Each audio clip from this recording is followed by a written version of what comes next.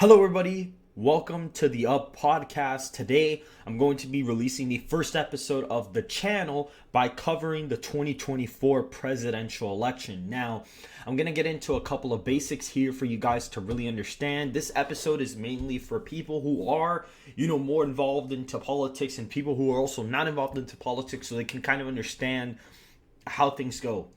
So, first things first, I need you to understand there are some states that are not going to necessarily change throughout the next couple of about 10-20 years or so. There are some states who have done a really good job where the party that dominates them has built a really good apparatus to the point where they won't necessarily have to be campaigning there as much, or they won't really change that much. Like for example, if there's a candidate that wins the election and the other candidate does well in a really good certain amount of states, so example, like Trump does really well in Montana. When Biden won in 2020, his margin in Montana went down a couple of points from 2016, but usually they kind of always vote the same way throughout these few election cycles that have recently transpired. So those are known as solid states. These are the ones shaded in the darkest shade, which you can kind of see is right about here and right about here as well. These likely states here are states that are a little bit closer. They vote anywhere from about a 5 to 15 point range, when it comes to voting in the presidential elections. For example, in the last election, Florida was expected to be a very, very close race, but ended up being a 3.4 point margin of victory for Donald Trump in the presidential election, and a lot of people didn't expect that, but now I have it categorized as a likely victory since I believe it's going to vote over a 5-point margin, if that makes sense. So that's kind of basically the basic analysis. These are the certain states that, like, no matter what you do, unless Trump goes to prison or something like that, or Biden completely collapses, he's not the nominee anymore, this is what I kind of have these swing states looking like. Now, for the matchup, I do believe it's going to be Donald Trump versus Joe Biden. They both have very massive leads in their polling aggregates. Trump seems to have a really good stronghold with the Republican base, mainly because there is a sense of loyalty with the voters, whether you like him or not. You kind of have to see that he lost the presidential election, and his voters believe that he is being witch hunted with all these indictments, and you can clearly see that the voters are still backing him in the polling data by very large margins because they feel like, okay, he's been loyal to us, he's sticking out no matter what, so we gotta give him that same support. That's really where his main core base is. Biden, on the other hand, has a very good voting operation. The Democrats tend to have very good voting operations, even if the candidate is very mediocre. For example, Hillary in 2016 wasn't necessarily the best candidate they could have ran. They could have ran Bernie Sanders instead, but because of their very good voting operation, they were still able to turn out a decent amount of voters and almost beat Trump in 2016.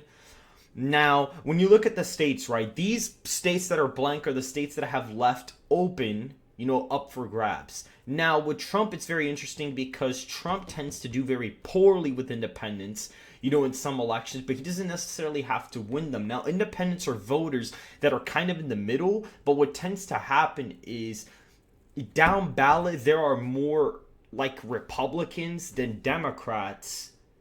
So Democrats win independents by 10 points, but a Republican can still win a general because, let's say, like, for example, there are 40 Republican voters and there are 20 Democratic voters, and there's about 60 middle voters. Democrats tend to win a lot of the more middle voters than Republicans do, so that's why the elections are still really close, if that kind of makes sense. There is a little bit of a discrepancy there. So now we're going to be going into some of these states, analyzing them. Now, this matchup is Trump and Biden. Again, as I said, both of them have very big leads. However, Biden's margin in the primary polling is not good for an incumbent. He's polling in the low 60s. Robert F. Kennedy and Williamson have been eating some support. That's really going to affect him in the general election if those numbers do hold up. So with that in mind, and this is not accounting for any major third parties yet, once I see that there is really going to 100% be a major third party in the race, I will count that in my predictions. But as of right now, this is going to be what I have the map as. Texas is going to be about a 7-point win. Ohio is about a 10-point win. Iowa is about the same thing. Florida is going to be like a 6-7 point win, depending on how good of a night it is for Trump. Same thing for Alaska. Alaska, I think, will get a little closer. I think it will be like an 8-point win this time. But I don't think it's going to be under a 5-point margin. Minnesota, Colorado, New Mexico, and Virginia are all going to be above 10 points. Well, not above 10 points, but they're all going to be above 5. I think Virginia is going to be about 6. They have Hunkow running there in the Senate. I think they're going to be able to help Republicans down ballot, and maybe the competence of the GOP party there is going to bring them to victory quite a bit. I think the Minnesota Democratic Party, is really competent in some ways, and they're able to get a big voting operation, so I don't think that state is going to necessarily be that close. I think it is going to go down from 2020 by just a few points. I think Colorado will be an 11-12 point win this time. I don't think Biden's going to win it by as much as last time. I feel like if Biden does win the election, he could win it by almost 15. But I think since he is a weaker candidate, I don't think he's going to win it by a 15-point win. New Mexico is going to be a 7 or 8 point win in the election. I think Texas being a 7 or 8 point win is going to be due to these trends down here. All these Tejano voters are going to keep swinging to the right. That is really just the main focus there. If these voters can keep up the trends, it'll offset the trends that are going to the left in Dallas and Houston. So that'll help Republicans in the future. And the same thing with Florida. Florida's trends here, especially in Miami-Dade, Broward County, West Palm Beach County, and a few rural counties have been shifting to the right. So that is going to help Republicans in the future as well. Alaska, as I said already, is about an 8-point win. I think it is trending to the left a little bit, but I don't think it's going to trend hard right, for the presidential election. So this is kind of what we have as our toss-up. So we're going to start from west to east. So I think Nevada is going to be about a 1-point win. In the midterms, Laxalt barely lost to Cortez Masto by literally like 11,000 votes, like something like ridiculously small. And he didn't even have the best rural margin turnout. So I think when Trump gets that rural turnout, I think the state's going to go for him pretty easily. He's going to get, he's going to defect. Some Democrats are going to defect in the Las Vegas area. So I do think that's going to help him there out as well. So I think Nevada will be a good night. The state's been trending to the right for the past couple of cycles ever since 2008. So I think it'll be just fine. Now, the state of New Hampshire, I'm actually going to end up doing it by like biggest margins roughly to the closest margins. That's how I'm really going to do it. So New Hampshire, I think, is very anti-war. A lot of libertarians there. I think a lot of people are going to defect from Biden. It's a very anti-incumbent state. They usually don't vote for incumbent presidents, or they usually tend to swing away from them. However, I do believe that the state has trended so far to the left that I just don't see Trump winning it, even on a very good night. I don't see how he could pull it off. North Carolina is going to be about a 3-point win for the Republicans. They're going to have Mark Robinson running down ballot. He's a very solid candidate for the Republicans. I think that they're going to have a very good time there. They kind of had that like one Democrat legislature switch to a Republican, and it kind of changed the whole state politics there. So that's definitely going to affect the race there quite a bit. I think Joe Biden, if he couldn't win it in 2020, he's definitely not going to be able to win it in 2024. I just don't see how that's going to happen. In the last two incumbent presidents have performed worse in the re-election bids than they have improved. So I do believe that Biden is going to follow in that same trend. I definitely do think that even if Biden does win on election night, I don't think he's going to get that 303/306 electoral vote margin. I doubt he's going to win the same amount of states. I don't think that's going to be possible for him. We're going to be going into the next couple of states here. I believe that the state of Georgia is a very hard one, but I think with all the indictment stuff, especially with the performance in the midterms, I do think Trump might actually be able to pull it out. If you look at the first round of Herschel Walker versus Raphael Warnock, Herschel Walker barely lost the first round. I think it was like within half a point or something like that. Like, it was really close for him being a relatively weak candidate, and he had it really close in the first round. So I do believe that Trump would be able to beat Biden in a general election matchup. Again, this is because Biden's approval rating in 2020, just like for people who are not involved in politics, you guys can understand, his approval rating in 2020 when he went into office was like 56-36 approval. So it was like a 20-point approval. Now it's like almost flipped on its head. He's at 57-58% disapproval and like 41-42 approve. So it's like almost flipped on its head completely. So he lost like about 20 to 35% of his support since he won in 2020. So I just don't see how Biden would be able to hold on to Georgia. Even though the state's trending to the left, I just don't see how he could win it on election night. Michigan, I do think is going to be about a point win. I don't think it'll be a 3-point margin like it was in 2020.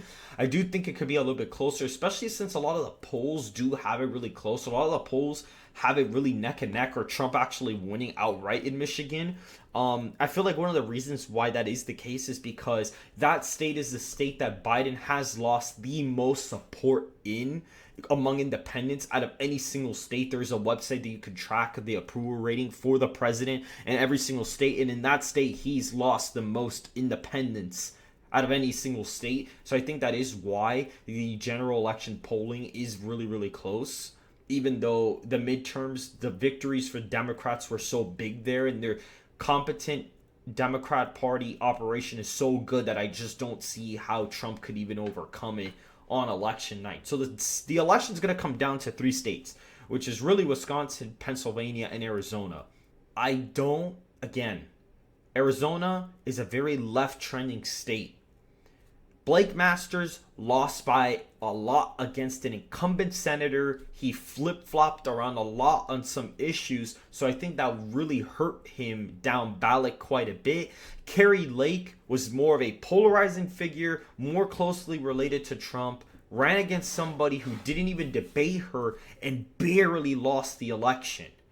So she barely lost it, and she was more aligned with Trump than Blake Masters was. I feel like that sort of Republican will be stronger in the general election against somebody like Joe Biden, because even somebody like Katie Hobbs could be considered slightly more appealing than even a Joe Biden would in Arizona. Again, I even believe that. I'm pretty sure that like Katie Hobbs was like the Secretary of State. So she already had a position in government, as where Kari Lake didn't necessarily have one. And in like local politics and stuff like that, statewide politics, having a position already does give you a bit of an advantage. So her losing by barely anything, I doubt that it's going to make that much of the discrepancy. I do think that Kari Lake beat a lot of the trends quite a bit.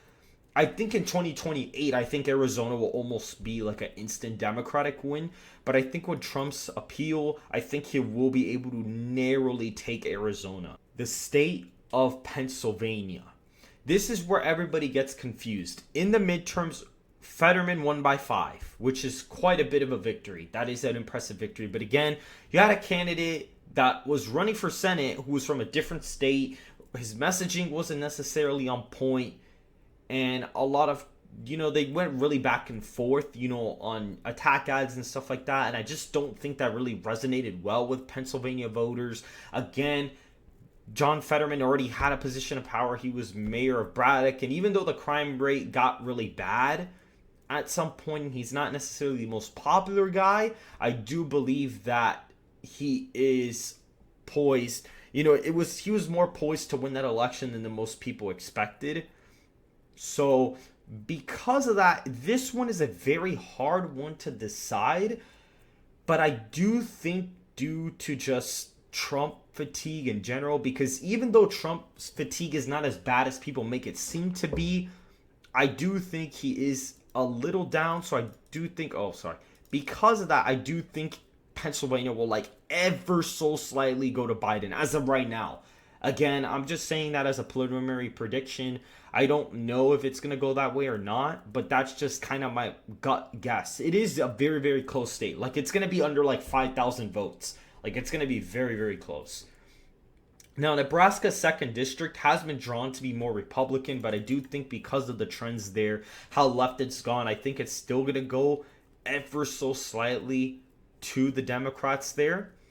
And now the last and final state, the state of Wisconsin. What's going to happen here in the presidential election? Again, Dem turnout in the Supreme Court case, massive victory for the Democrats. You know, Tony Evers won re-election by 3, but Ron Johnson did win by 1 in an environment where he basically was supposed to do better and then underperformed, and he still won. And really, Ron Johnson's whole career has really been a little bit of like amongst like conspiracy kind of things. His literally has been just like, apparently his whole Senate thing has just been looking into the Hunter Biden laptop, and he still won.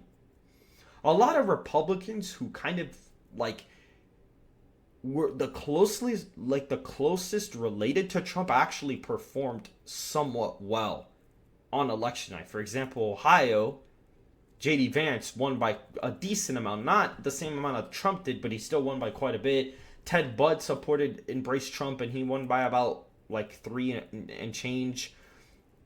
Herschel Walker, it did embrace Trump here and there, but it wasn't necessarily as strong. Same thing for Kari Lake. And I do think this state of Wisconsin, if it really comes down to it, the state's been trending very right. Biden barely won it in 2020, and there were polls that had him up by like 17 points, like some ridiculous margin. So I do think because of his disapproval rating, because of all of these factors, the culture war, the everything, I do think Trump will ever so slightly win it, and he would win the 2024 presidential election. Now, this is subject to change. You know, a lot can happen in even a week, a month, in a few months. Like, anything could happen. My logistics behind this, I really just do think that, like, Nevada has trended so hard to the right in the past, like, 8 years. I just think it's going to be one of those states that, like, instantly votes for Trump, like, no matter what. And I think that Wisconsin, Georgia, and Arizona are really just... Biden won them by too little to hold them on in the next election, simply because of the fact that incumbent presidents recently, Obama and Trump, have performed worse in their re-election bid than they did in their first one. That's usually how things tend to go. Because a lot of now, especially since social media has ramped up quite a bit, the new modern world, people are reacting to things way quicker, information's getting out there faster. So because of that, being the president's almost going to kind of give you an advantage and a disadvantage at the same time, if that makes sense. Like, if Trump had ran against Biden in 2020 and neither one was the incumbent, Biden would probably have an easier time winning than with Trump.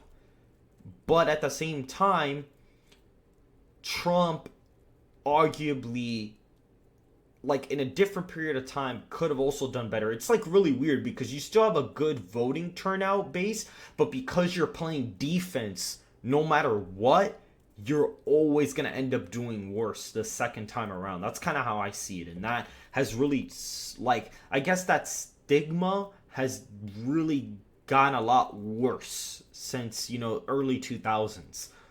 I feel like now for a president, they almost always got to be on offense. If they're always on defense, or people perceive them to be on defense, it's not going to work. And now Trump is playing offense for the most part. He is.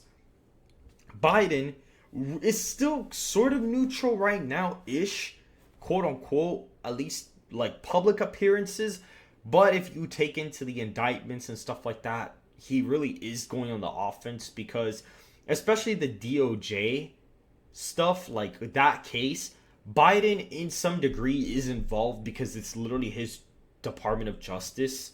And regardless what he says, guys, he's clearly involved in it. There's no way that an incumbent president who defeated another guy, now this guy wants to run. Like, it's just like, there's no way that at least in that case, I do suspect that Biden is involved somewhat in the indictment.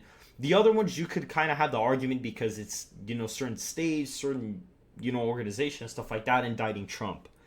And I do think the indictments are going to help Trump, because it's kind of, regardless whether or not he is really innocent or not, it's, to his base, it's making him look like a martyr regardless. I think Biden, I don't believe that Biden, there are things that he is doing that are completely his fault, especially like the pipeline, him signing the executive order to close those. I do think that that has spiked up energy prices, and because of that, it was a trickle effect, and that did cause a lot of inflation. And the border crisis, he signed a couple of laws. He removed, I believe it was Title 42 or something. It was something, I think it was Title 42. So because of that, a lot more migrants are able to come in. And not only that, a lot of fentanyl deaths have been spiking. You know, a lot of those are actually shipped through the border. So that's also a problem as well, which is one of the reasons why I think Texas is going to swing a little bit to the right. Even in the midterms, it voted for Greg Abbott by like 11 points. And he was expected to do way much worse than that. So I do think with those factors involved, I do think Trump barely wins the presidential election. However, I feel like if Trump takes a very hard stance against LGBTQ, I do think that would actually help him in the long run, and I do think it would energize some of his base. If Biden wants to win the election, he honestly needs to really try. To be honest with you, if Biden wants to win the presidential election, he literally has to actually do things that people like, and not student loan relief debt, none of that BS. He doesn't have to do that. All he has to do is start up the pipelines, end the war in Ukraine, like stop sending aid. If he were to stop sending aid and at least try to start working on some sort of form of energy independence, he'll probably end up winning re-election. Because I don't believe that the election's really going to be decided by the economy. It's more going to be a cultural thing. And I think right now with the whole LGBTQ stuff, there is a big portion of the population that is very tired of it. Whether you agree with those things or not, there is a big portion of the country that is very tired of it. Polling shows that a big majority of Americans don't approve of certain things like transgender surgery and stuff like that. So I do think that is going to play a role in the next election. I do believe abortion will play a role. I think suburban women will still trend more to the left as well. I do think that is going to be the case. And that's pretty much it, guys. If you guys enjoyed the video, please like, comment, and subscribe to the channel. We're going to try to push out as much content as we can for you guys. And other than that, you guys stay safe out there. Peace.